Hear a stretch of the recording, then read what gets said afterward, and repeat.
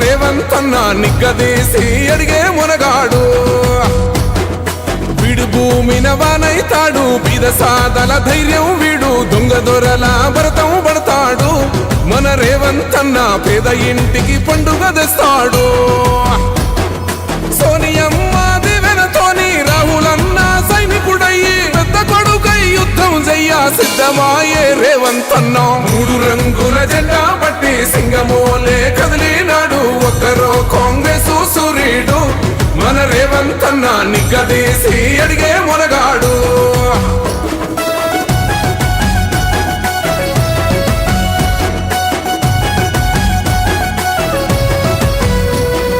దాడులెన్ని జరిగిన గాని దడువలేదు రేవంత్ అన్న గంతకంత ఎత్తుకు ఎదిగాడు